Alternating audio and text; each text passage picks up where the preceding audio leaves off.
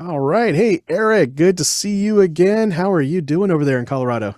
I'm doing great. It's good to see you too, Jerry. I've been enjoying just connecting with you. I'm excited to be here.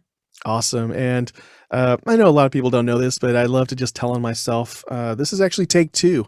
And I appreciate you taking a second hour of your day of months later. And, Brandon might be out there listening thinking, hey, what happened to me? It's like, sorry, man, SD card failure. And I didn't hit record on Zoom. So I had to do this over. But um, yeah, so we're glad to have you on. And Can I tell you a funny story?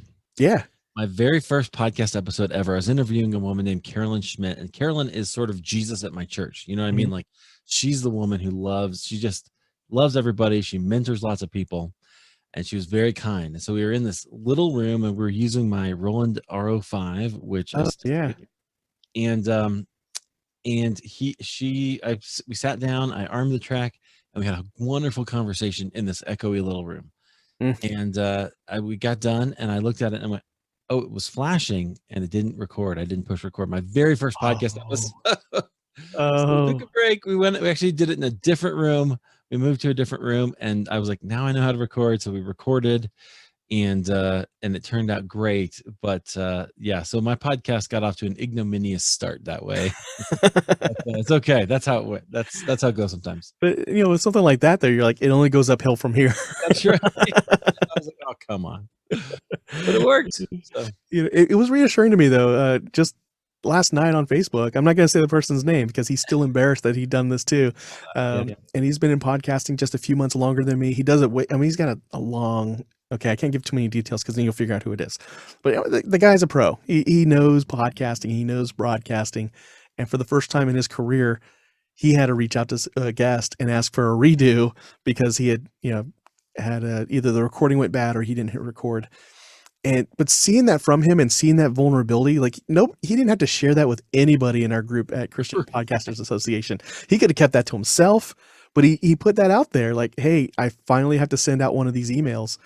And when I saw that, I felt so much better about this session today because I was like, okay, if he made that mistake, I mean, I made the same exact mistake. Let me share. And so I got in there like, hey, you did it too. This is awesome. And I'm like, I had to send them out that same letter out. And you won't believe who I sent it to. I sent it to Eric Nevins.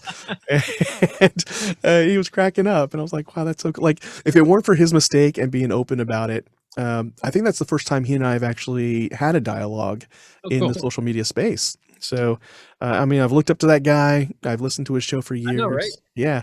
I might sneak his show as a plug in the show notes, but I don't want people to focus on like, oh man, he messed up. No way. Like, he owned it and he bounced back from it. And, you know, Which really is an example to us all, right? You can do that. It happens. And I agree with you. I totally look up to him, and he's coming to our CPA Gold Mastermind soon, which is going oh, to be really cool. So I'm nice, excited. nice. Yeah. Yeah, it's gonna be really cool. I mean, that guy, just a wealth of knowledge, wealth of experience, has a very positive attitude and encourages others. So yeah, now everybody's like, who is this guy? We need to know. You're gonna have to check the show notes to find out. Check the show notes at beyondthered.com/whatever number this episode is. I'll have it at the end of the episode, of course, because by then I'll know the number of the episode. There you go. Yeah. Now we met. We met online initially through, I think, Podcast Movement community. Yeah. On Facebook. And I remember a conversation that somebody had posed the question, maybe you'd posed it or maybe somebody else had, but they asked the question of, is there a Facebook group like this, but for Christian podcasters? And hands down, people were saying, no, that'd be great if we had one. No, there wouldn't, we don't. And then I think a week or two later, one popped up and it's led by a guy named Eric Nevins. And I was like, hey, that's pretty neat. Let me join it. And so I did. And I like it.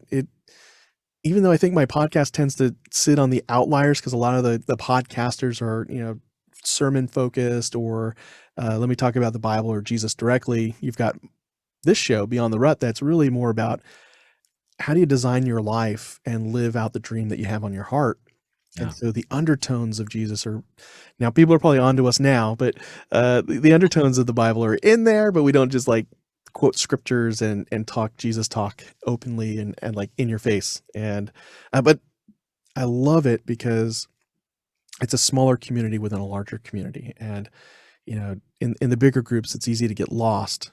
And then in a group like Christian Podcasters Association, which I think is up to 2,000 people, 1,800 people. Yeah, Something. we just are pushing 2,100 people. Nice. And that's at the time of this recording, and it's growing. I mean, yeah, it's growing every single month. We, every week we have between 30 and 60, and something like last week it was 75 people asking to join. So, as podcasting is growing, we're growing, and that's a really, really good thing. So nice. I'm excited about it. So Yeah, the interesting thing. Can I just say one more thing? yeah, Is that you mentioned like your show is not really, you sort of have these Christian undertones, right? But not explicitly Christian.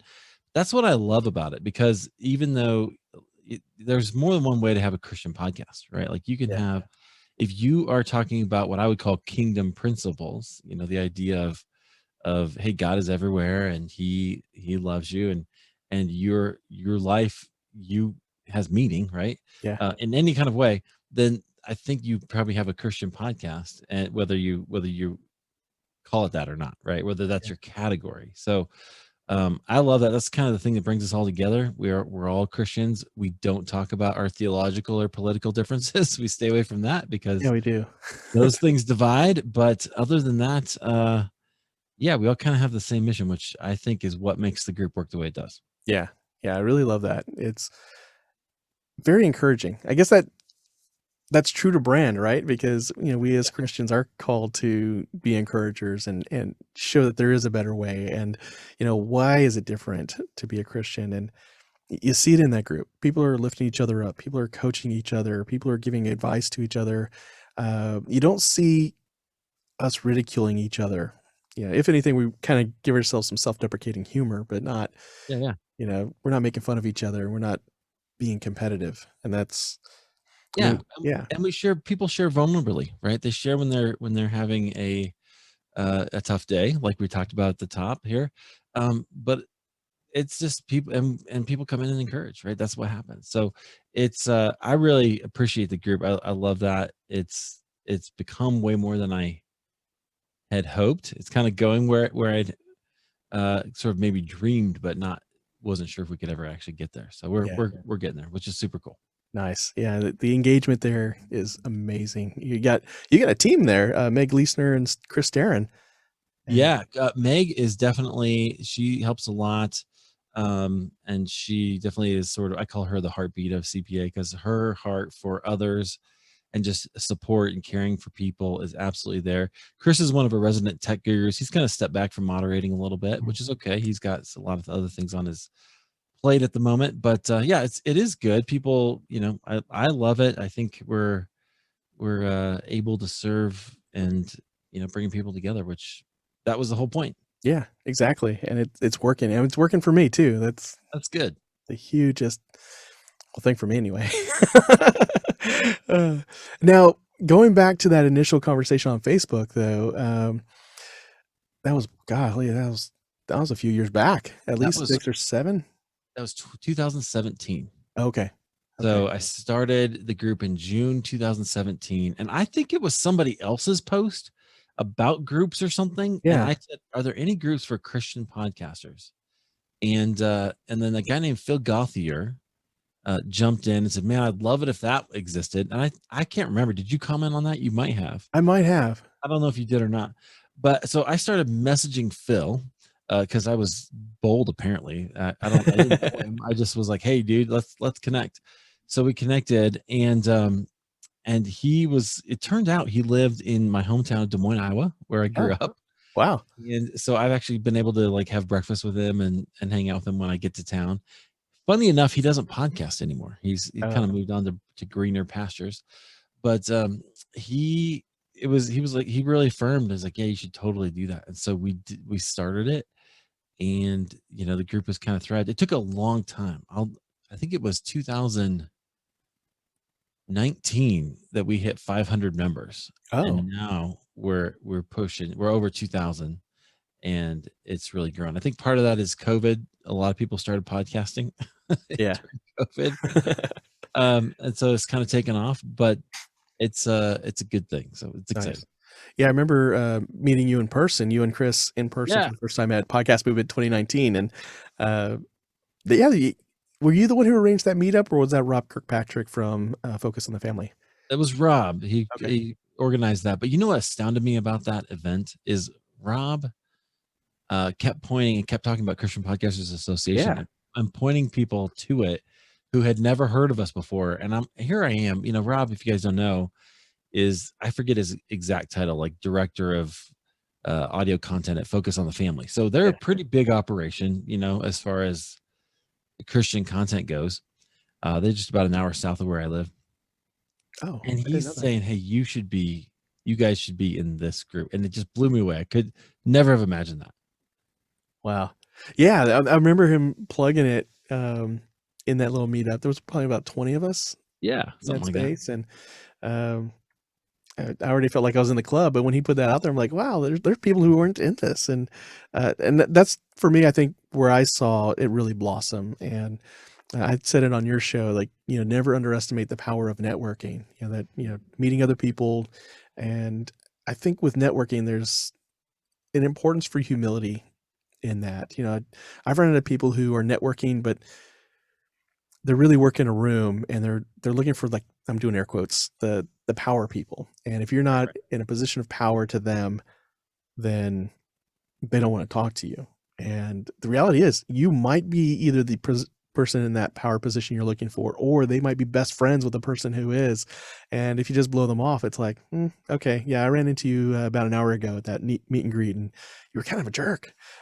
You weren't willing to get to know people. And, it's that 6 degrees of separation thing. And I mean, how have you seen networking really impact not just the growth of CPA, but the growth of, like, your Halfway There podcast and the Christian Podcaster podcast? Yeah, I love that question because when I first started podcasting, I was not a networker. I thought that was, I just kind of looked at it skeptically because of what you were talking about, right? Like it was kind of self-serving and self-promotional, and I just didn't want to be that way. And I worked at a bank, and I hated banking. And to be honest, no offense to all the bankers out there, but I didn't find any of those people very interesting, right? Yuck, I don't want to do this. So that was not really my thing. But when I started podcasting, I needed guests, right? Because my show is all guest based, and so I had to start doing a few things. I will never forget. I asked Richard Jacobson, who wrote a book called Unchurching, really interesting book, and he was the first person I ever reached out to. I saw him post in one of John Acuff's groups about how he finally published his book. He was celebrating, and I reached out to him and said, "Hey, would you come on my show?" First person I ever asked to come on my show that I didn't know. Wow. So I had to learn how to do that, and I was so scared, but he said yes. And you know that feeling when somebody that you respect is, or that you ask says yes, and you're like, yes, oh, this is so great. And I had that, and then I started doing something else where I would ask people at the end of the interview, um, who. So now that you've experienced it, who do you know that would be really great for this show? Oh, nice. Such a good question to ask, and then I would get referrals, and so then it would just start to grow from there and mushroom in a way. And I really learned that was powerful. That was Yeah. like one of the most powerful things you can do. And then I read a book called Friend of a Friend by David Burkus Ooh. that kind of went over how to do that, and particularly how to do an introduction email, which I've used extensively. And we don't have to go into it, but just sending an email to introduce two people who you think would be helpful to one another Yeah. Yeah. is so powerful. And then I get those from other people, and it just kind of goes. And so I've seen networking become kind of one of my pieces of bread and butter, right? In what I do. And I never would have expected it 5 years ago, right? Which Yeah. I think is super cool. Yeah. Yeah. And I think some folks go into networking, thinking about, what do I get out of it? And one of the things that I love about the culture in Christian Podcasters Association, and part of it's probably just the way you do it, and I've seen Meg do this, is you're almost like networking to see what you can do for somebody else. Right. And, whether it's, how can I pray for you? Or, hey, what are you struggling with in your show that you would love to see go away? And you're not, like, out to make them a coaching client, or, like, well, I Yeah. can teach you for, a 3-month program at $69 a month. Like, you're not throwing that out there in the first conversation. and you're not even like interested in that conversation in that initial meetup, and you just kind of have it out there, and uh, and for everybody, it's not $69 a month. It's the gold membership is really cool and affordable. So yeah. Where was I going with this though? Squirrel, man, squirrel. Yeah. Well, you were talking about just serving people. And I think Yeah. that's absolutely right. That's the thing with networking is, that was my misconception when I was at a bank. And I think maybe that was the kind of people that I was around, uh, where networking was just really sort of self-serving. And I think Yeah. that's where I was as a person. Right. But as I've been podcasting, I've grown to the point where I can see that we all benefit if I serve you, right? If Mhm. I serve somebody else, we all grow, and we're all better off if I just help you without any strings attached. And that is so much more powerful. And so networking, if you're going to network, that's the thing to do, is figure out how you can serve people, figure out how you can serve somebody, Yeah. and then that will do so much more for you. Yeah. And there are those of us who, personality style. I'm thinking about DISC right now, that they just naturally prefer to do that. They're the person who stereotypically in an office building is walking around with a coffee mug in hand on a Monday, asking you how your weekend went. How was that barbecue? How's your daughter doing? Oh, you got a new kitten. Oh, how cute. Tell me about your kitten. Oh, hey, wasn't your spouse working on this project at work? How's that going? Hey, aren't you working on a project? How's that going? And you're just like, wow, this person remembers everything about me. That's pretty cool. And then you see that person just move on to another office. Like, hey, how's it going? How's your weekend? And just that's all they're doing. And it looks like they're not working. So somebody who just thinks task oriented, transactionally miss almost misses out on what this person is doing, that they're just getting to know you as a person. And then and I used to have a vice president that I worked for that this is what she did every day, not just on a Monday. Um, but then she'd be on a project and people would feel kind of stumped, or she'd run into somebody who's stumped and she'd be like, you need to talk to this person over here in this department because Yeah. this is what they're working on as well. And I think you two can synergize. What? How do you know that? Just Because I asked, right? And yeah. because you cared, and because you were finding out about it. I think that's so powerful. You have to care about what people are up to, and then those opportunities arise. They really do. Yeah, exactly. I don't know if I mentioned it after we hit record or before we hit record, but I did an interview with a Mr. T impersonator, and he's doing like, it's going to be too late. By the time you hear this episode, it's too late, but maybe you can hire him for something else. But he's doing tailored video messages for Mother's Day. Oh, that's awesome. Because yeah, Mr. T in the 80s did this like Mother's Day song, like mothers, there is no other. And so he's like not doing that song, but he's doing like a Mr. T impersonation, Mother's Day message for folks for Oh, like wow. $60. And I myself didn't purchase one, but then I was talking to somebody last night over dinner and he was like, oh, I haven't got my mother anything for Mother's Day, and she lives like in another state.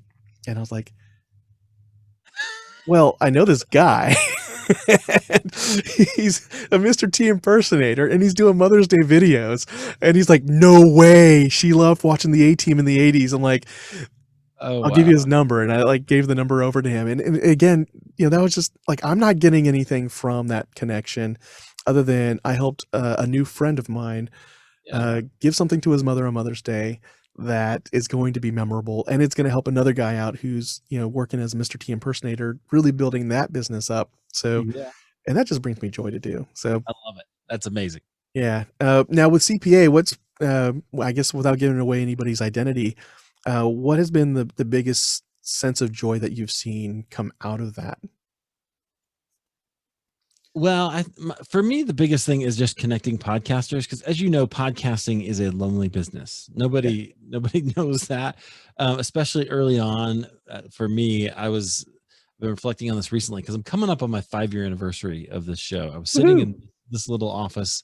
My desk was kind of sitting up against the wall, and so I'm kind of staring at the wall, talking to myself into a microphone, trying to figure out how to edit and all these things. And it can just be lonely if you don't see the growth that you'd like to see. It just takes time, Mhm. and it takes a lot of effort. So for me, the biggest thing is that people are able to connect and that they don't feel alone. And I hear people say that all the time.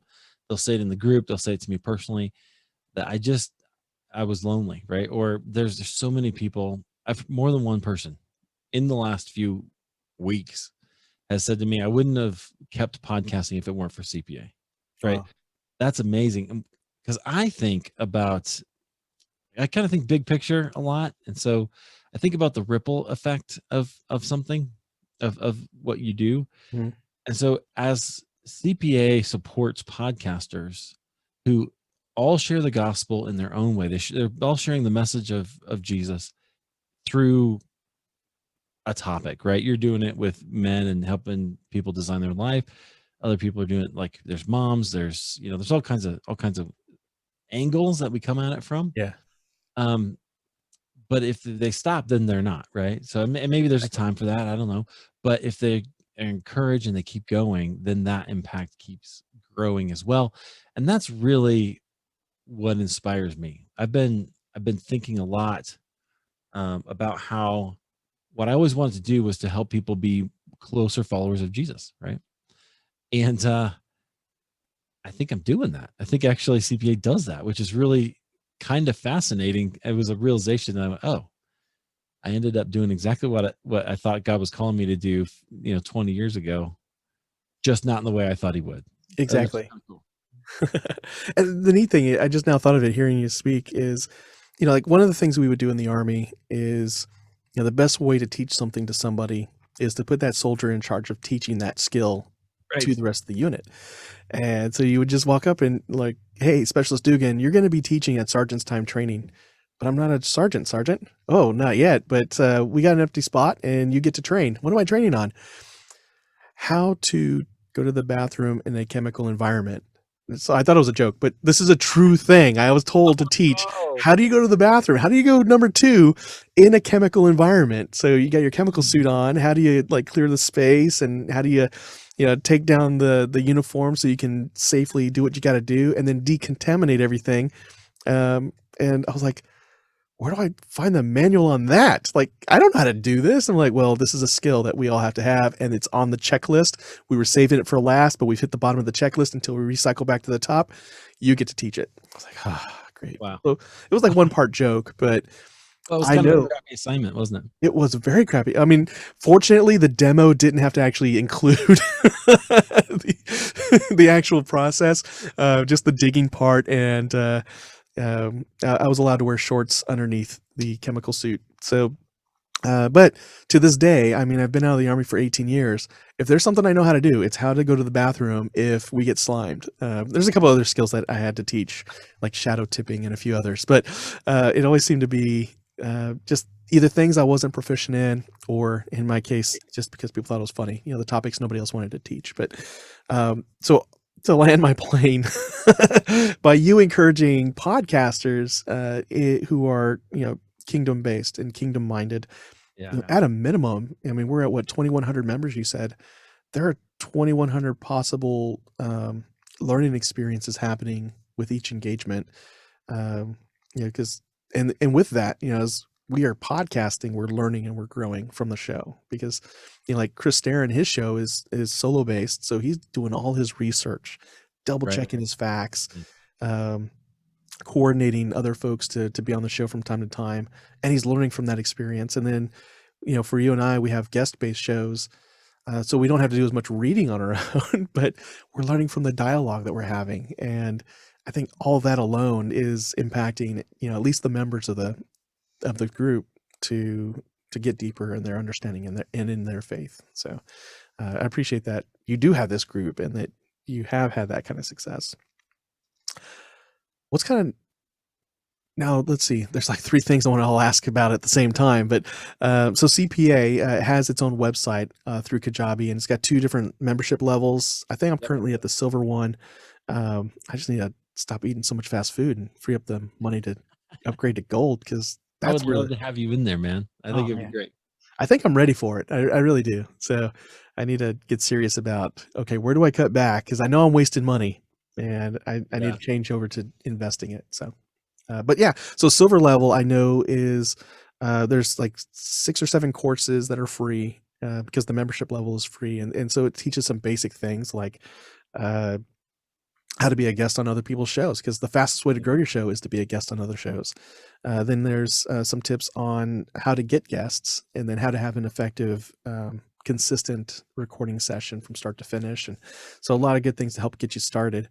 And then I know like Meg runs like a weekly coffee talk to help encourage folks. So you have some free networking and Yep. group coaching type of things. What's at the gold level that really helps people grow?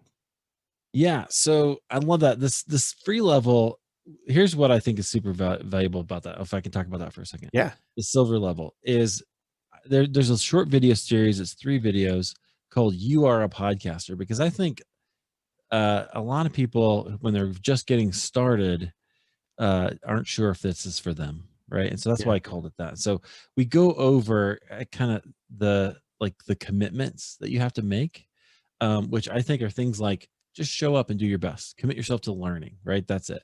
There's a few others, and then we talk about the technology, and there's just 4 pieces of technology that you need, which it's really not that hard. Yeah. So I kind of try to demystify that, and then I do talk about the whole your guest, kind of streamlining your guest process so that that's really professional using Calendly and Zoom, and it's much easier that way. So I wanted to give that away.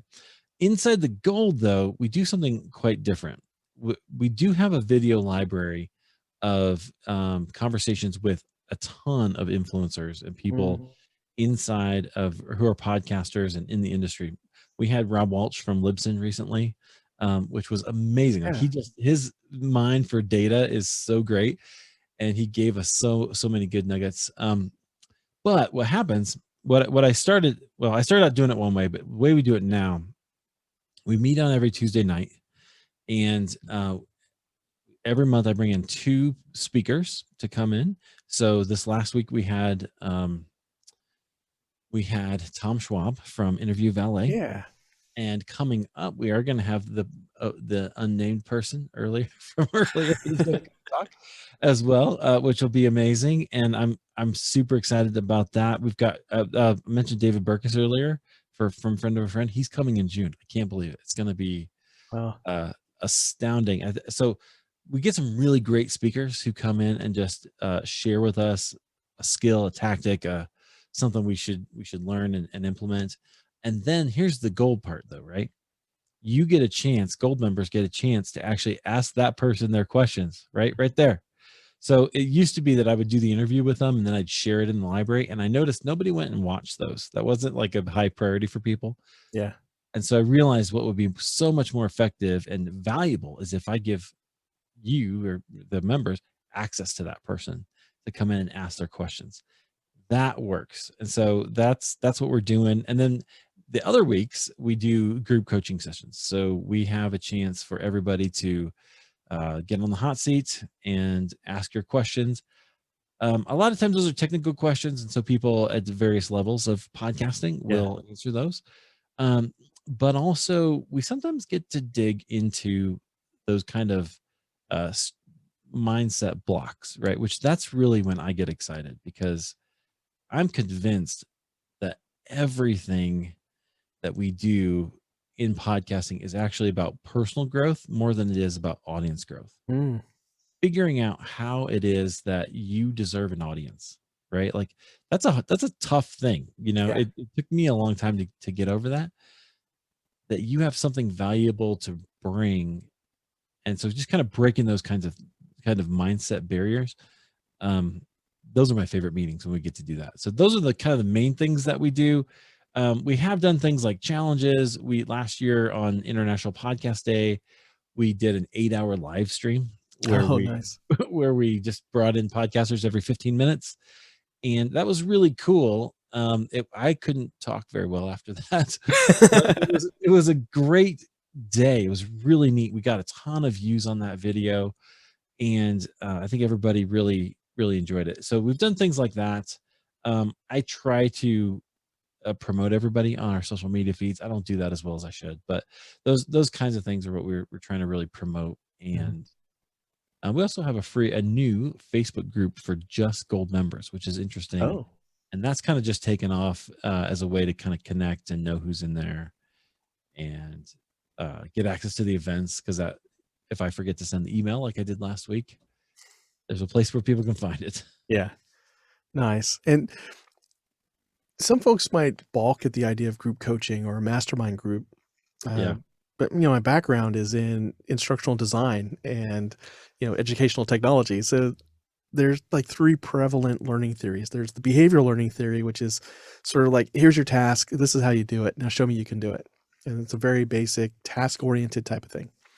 Then you have what most people are familiar with or experience without realizing this is what it is, and that's the cognitive learning theory. So that's the idea of your brain is a computer, and I, as the instructor, will kind of boot up your brain with some stuff you already know or should know. Now I'll present you with some, I'm doing hand signals y'all can't see.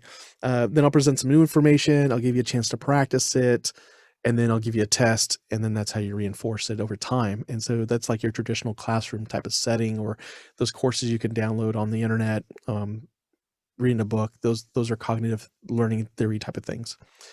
But when you look at the world's population, it's like 87-ish% of, just in the United States, of the population in the United States comes from a cultural background that is a collective cultural background. So it's big families, interactions in small communities, that kind of thing.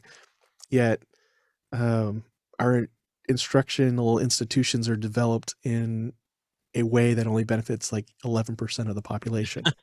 So it's like, why did you struggle in school? It's because it wasn't designed for you. It was designed for a smaller set of folks who really thrive in that type of environment. So the idea behind mastermind groups, coaching groups, that is collaborative learning theory or social constructivist learning theory. They're kind of interchangeable. And that's where we're learning from each other.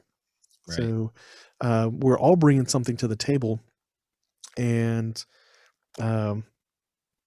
we're kind of all pulling each other along as we're sharing what we do know. Somebody who doesn't know, like you talked about the technical stuff, you got varying levels of technical ability. So somebody who has the technical know-how chimes in, everybody else who didn't have that knowledge is now like, oh, hey, I didn't know that. I could use that information in a completely different arena. And somebody might talk about creativity, and you might have somebody in there who's not good at putting together their cover art for their episodes, and now it's like, oh, I didn't know about that tool, I didn't know these concepts. Now, wow, it looks so much prettier than it used to. And so it's really cool that I guess I'm saying all that just to say there is value in the gold membership. So whether it's in podcasting, guys, or if it's in like how to write a book or whatever, whatever field you're in, there's an opportunity to get in with a small group of folks who are going to work together to synergize and take you up to the next level. So don't poo-poo on the idea of networking with others and putting yourself in the hot seat. Yeah, what I've loved about doing those group sessions is just what you said, that we really do get a chance to learn from each other. I've always been very uncomfortable teaching. I don't like having to be the person who's supposed to know all the things like that for whatever reason. That makes it really uncomfortable. But I love being the gatherer, right? So somebody who like, I initiated the group, and so then I bring it in and I kind of oversee, and I keep us going and order and whatever. But we have something to bring, right? And to be honest with you, I kind of think that's the way the church should work. Like that's kind of my idea. What? Kind of what I see in scripture. So that's the way I set it up. And I really we do see results. We see people every single time. We've had two members, and I'm not claiming, they do all the hard work. Yeah. But they have been recognized. One, Marcus Watson, got his his show was kind of, I don't know if it was acquired, or he's now the official podcast of an institute at Fuller Seminary. Yeah, like they have Wow. they adopted it. It's amazing. So his episode 100 was that. Like I said, he did all the hard work, Mhm. but we encouraged him, and we kind of kept, helped him along the way.